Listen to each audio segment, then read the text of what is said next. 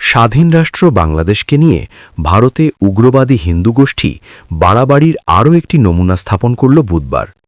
বাংলাদেশের নতজানু অবস্থা থেকে বের হয়ে আসায় মোদী সরকার ও তার অনুসারী উগ্রবাদীরা কি করবে তা ভেবে পাচ্ছে না।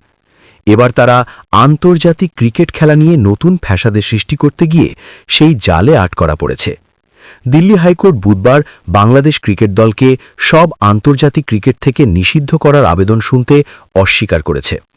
হিন্দু সম্প্রদায়ের বিরুদ্ধে সহিংসতার অভিযোগ তুলে এ আবেদন করা হয়েছিল।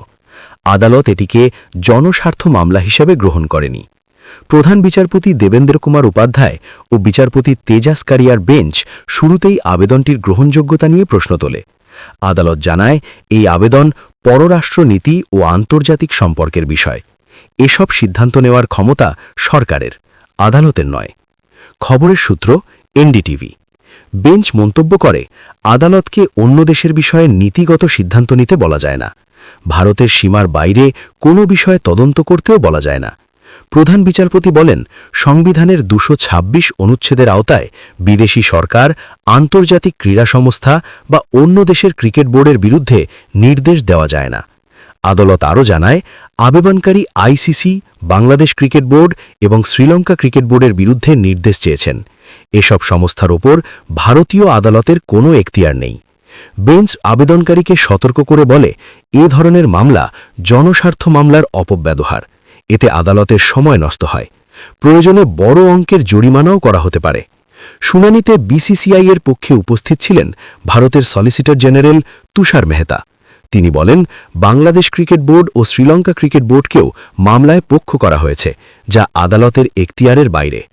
আদালত বারবার আবেদনকারীকে জানায়, বিদেশি ক্রিকেট বোর্ডের বিরুদ্ধে রিট জারি করা যায় না।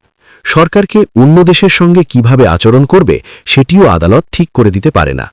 প্রধান বিচারপতি বলেন, কল্পনা বা ব্যক্তিগত ধারণার উপর ভিত্তি করে জনস্বার্থ মামলা করা যায় না। এর কোনো আইনি ভিত্তি থাকতে হয়। আদালত আবেদনকারীর একটি রায়ের ওপর ভরসা করার চেষ্টাও নাকচ করে দেয়।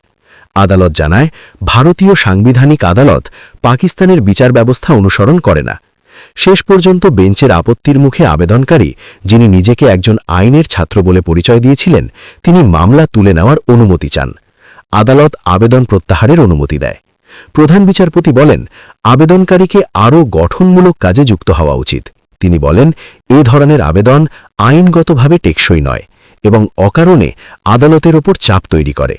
আদালতের আদেশে বলা হয়, আবেদনটি গ্রহণযোগ্য নয় বলে জানানো হলে আবেদনকারী তা প্রত্যাহারের আবেদন করেন। আবেদনটি প্রত্যাহার হিসাবে খারিজ করা হল। ডেস্ক রিপোর্ট, বাংলার গেজেট।